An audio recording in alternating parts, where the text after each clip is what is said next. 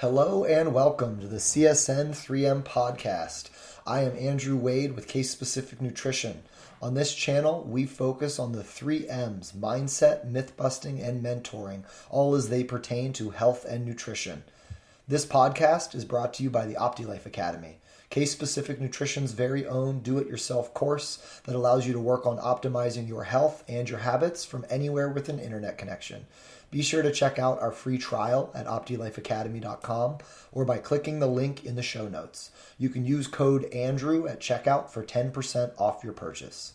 On today's episode of CSN3M, we will be talking about diet template similarity. So today is a little bit of a myth bust, but I'm hoping it's also a little bit of a mindset. So I actually, I wanted to do this podcast because I had a client ask me the other day. It was an initial consult, and they asked me a very sort of funny question. They said, so which side are you on? Are you on side of the keto people or the vegan people? And all I could do was kind of laugh because that's kind of how it feels, I think, especially if you, use social media to, get your nutrition information. Is there's a lot of different diet trends out there, and everyone's claiming that this is the thing that worked for them, and this is the miracle, and this is where health is, or this is where weight loss is, and many are trying to claim that both are the same thing. And what's interesting, though, is in the diet world, this really isn't anything new. Social media has amplified this, just like social media has amplified everything. Our awareness of all things in the world is magnified because we're almost too in touch a lot of the time. But even when I was growing up, there was the low carb Atkins diets, and they were always criticizing the low fat diet like Ornish or Pritikin. And, there's sort of been that, which one are you doing, for at least 2 decades, if not longer. So I wanted to try and take some time today and also answer my client's question in a little bit more detail and help everybody see that there's more similarities than differences in these diets. And we would all benefit from getting out of our tribal mindsets and trying to pick a team, and instead try and thoroughly understand what diets are actually trying to do. So every single diet that currently exists along the spectrum of what most people would consider the low carb, which is your ketogenic eating, your carnivore eating, your paleo eating, even your Atkins eating, all the way across the carbohydrate spectrum to your plant-based eating that naturally has more carbohydrates, your Ornish and Pritikin diets that fall into the plant-based spectrum, that, very intensely restrict fat.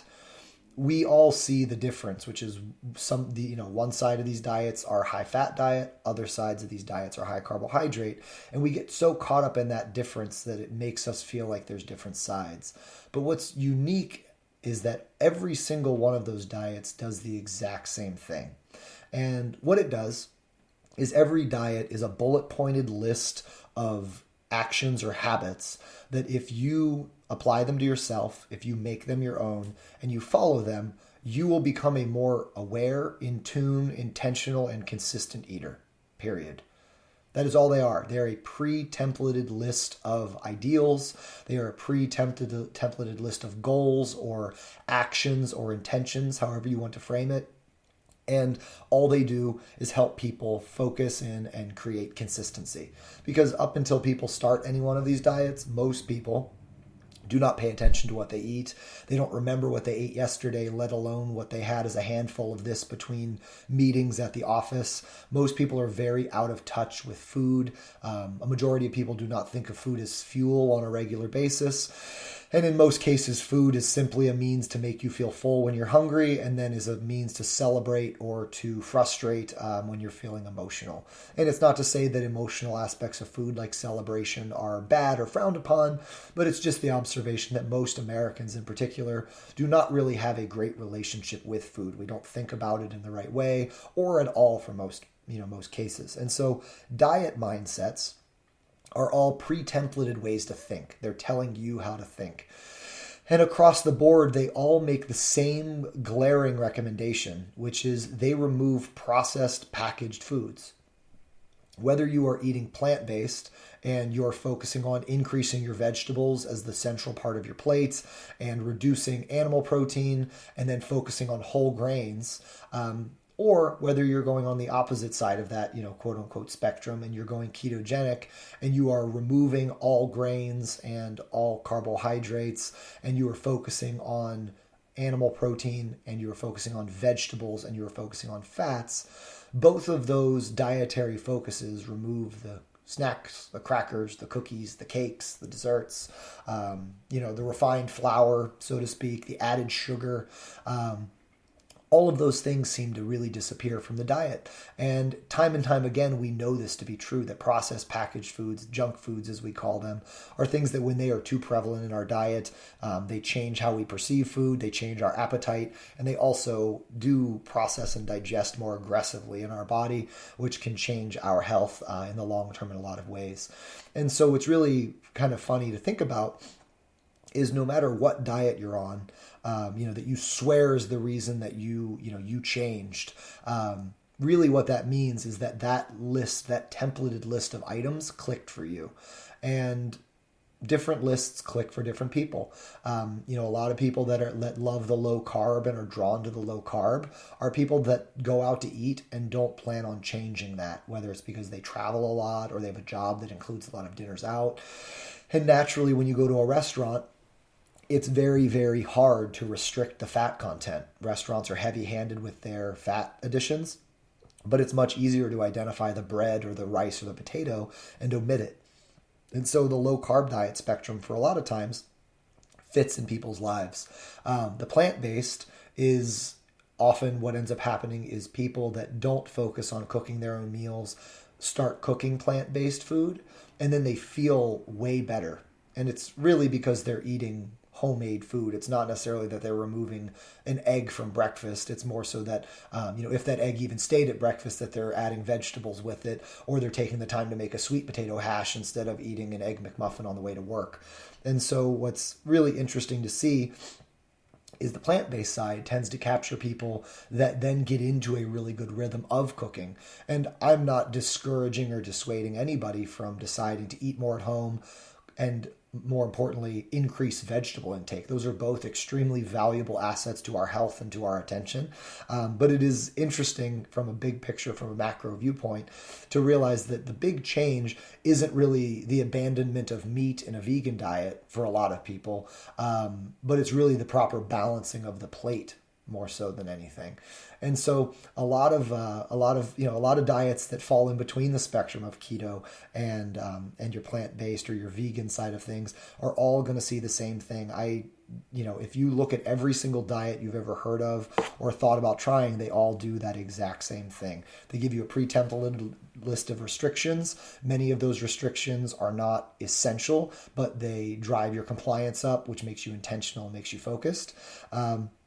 And then from there, they reduce the processed food and allow you to focus on food quality. I will also add to this that every diet that does exist has a population that would truly benefit from focusing on it. And so I promise in a future episode, I'm planning on digging into ketogenic eating in detail and really discussing why it exists, because it is not a diet that I recommend for a majority of people by any means, but it is a diet that has considerations in specific populations.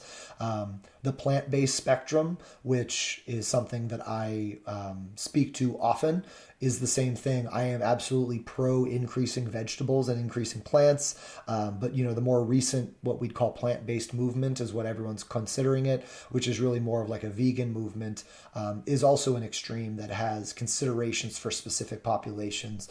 Most people I wouldn't recommend going completely vegan, rather balancing the plate appropriately, increasing the vegetables and thinking of animal protein as more of a side dish, for most people looking at inflammation and other things. But across that spectrum, we can see that a ketogenic diet that has, or even a carnivore diet, which I'll dig into as well, that is really heavy in terms of animal proteins. If done appropriately, markers of inflammation go down. A ketogenic diet, lipids and markers of inflammation go down. In a vegan diet, or a Mediterranean diet, which is a more traditional plant-based diet, markers of inflammation go down. So we see all of these diets working. which is why there's this us versus them. All of a sudden, there's a team to root for and there's a team to oppose, and everyone has their opinion. And that is just kind of the way Americans are, I think, sometimes. But the reality is we're missing the point of what every single diet's doing. We're pretending like they're different, but in reality, all they're doing is increasing our focus and consistency and intention, and then reducing our intake of processed and packaged foods, and more than likely changing how we navigate a restaurant, whether it's focusing on a bunch more vegetables with an animal protein, or whether it's focusing on a bunch more vegetables and omitting steak. Either way, we're controlling calories and we're manipulating macronutrients and we're increasing vegetables. And so what I would encourage you to do, and what the case-specific nutrition family is all about doing, is we don't believe in one specific diet template for all, right? That's why we talk about the concept of one size does not fit all and one idea does not fit all. But instead, we help people build their own list. And it's not a list of rigid rules that we have to follow that define our self-worth. Instead, it's a list of intentions. It's a list of awarenesses. It's a list of consistencies. And it can be even a list of things that we know make us feel our best or set us up to feel our best. And just like in the podcast where I discussed the concept of just keep swinging, there's going to be exceptions to when we participate or focus on our list. But when we have that list of intentions, having a day that did not meet those intentions doesn't change the fact that the next day those intentions are still relevant and valid. And the more often those intentions are met, the better we feel. And so I would encourage you, if you're listening, in the Pittsburgh or, I'll say Western Pennsylvania area, and this is speaking to you, reach out to us on any of our social media, casespecificnutrition.com. You can call us, you can email us. We do phone consultations and Skype consultations for anybody that's not in the Pittsburgh area. And we also have the OptiLife Academy course, which is a do-it-yourself course that works through short videos and works through some written content and some downloads and some handouts to really help change your perspective and change your habits, so that instead of just blindly following a diet with a pre-built list of intentions, I want to work with you to make your own list of intentions, to create your own quote unquote diet, because the word diet really isn't supposed to imply restriction. The word diet is supposed to reflect what you eat and the intention behind that food. I hope this has been an interesting perspective for you, and I'd like to thank you again for listening. Please subscribe to our channel if you haven't already, and share on your favorite social media. Please tag a friend or a loved one, someone that you think might benefit from this specific podcast. And don't forget to do your part when you post and hashtag spread the health. For more case-specific content, we encourage you to follow us on all social media and check us out at casespecificnutrition.com. We're always excited to hear from viewers and listeners, and we're always excited to help people and work one-on-one in any way we can. We'll be back next week with another CSN3M Mindset Monday.